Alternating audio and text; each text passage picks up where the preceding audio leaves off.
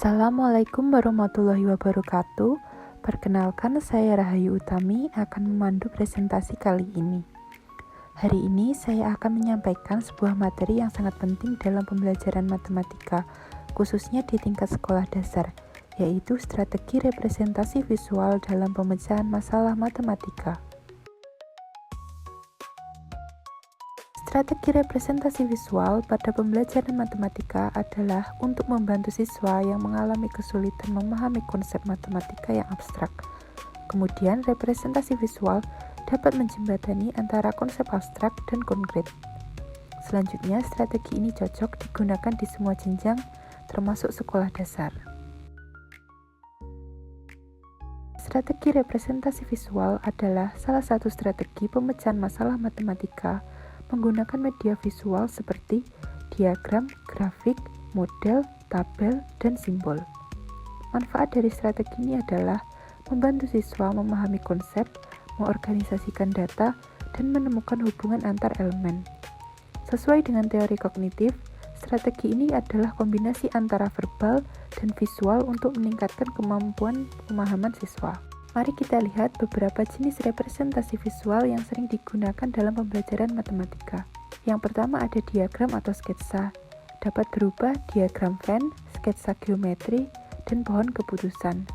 Selanjutnya, tabel dan grafik untuk menyusun data secara numerik. Dapat berupa grafik garis dan tabel nilai. Selanjutnya, model konkret atau manipulatif.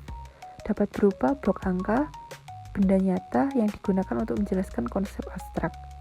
Selanjutnya, simbol matematis dapat berupa persamaan, ekspresi aljabar untuk menyederhanakan masalah. Di sini ada contoh soal, ibu punya sebuah kebun berbentuk persegi panjang.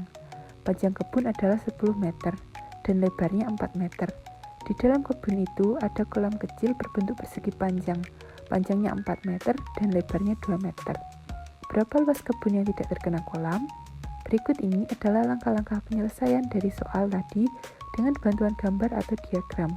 Yang pertama, gambarkan bentuk kebun dan kolam di dalamnya. Dalam hal ini, siswa bisa menggambar dua persegi panjang, yang satu besar sebagai kebun dan satu kecil sebagai kolam di dalamnya. Yang kedua, hitung luas kebun. Karena kebun adalah persegi panjang, maka luasnya adalah panjang kali lebar, yang berarti 10 dikali 4 meter sama dengan 40 meter persegi. Kemudian yang ketiga, hitung luas kolam. Karena kolam juga berbentuk persegi panjang, maka rumusnya panjang kali lebar, yang berarti 4 dikali 2 sama dengan 8 meter persegi. Kemudian langkah terakhir, kurangkan luas kolam dari luas kebun, yang berarti luas sisa kebun sama dengan 40 meter persegi dikurangi 8 meter persegi sama dengan 32 meter persegi. Strategi representasi visual tidak hanya berguna untuk soal sederhana, tetapi juga bisa diterapkan dalam berbagai pendekatan pembelajaran. Yang pertama, penerapan dalam pembelajaran dapat kita lakukan pada Problem Based Learning atau PBL. Siswa menggambar masalah sebelum menyelesaikannya. Kemudian yang kedua, pendekatan konstekstual, yaitu dengan mengkaitkan soal dengan masalah nyata seperti belanja, luas taman, pertumbuhan tanaman, dan lain-lain. Kemudian dengan mengkolaborasikan teknologi, yaitu dengan memanfaatkan GeoGebra, Desmos untuk membuat grafik dan visualisasi dinamis. Strategi representasi visual ini memiliki manfaat yang bisa menunjang pemahaman siswa. Di antaranya adalah sebagai berikut.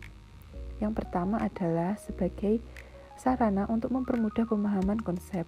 Yang kedua, meningkatkan analisis dan pola berpikir.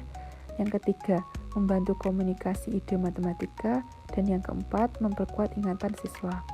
Namun demikian, strategi ini juga memiliki keterbatasan yang perlu kita perhatikan.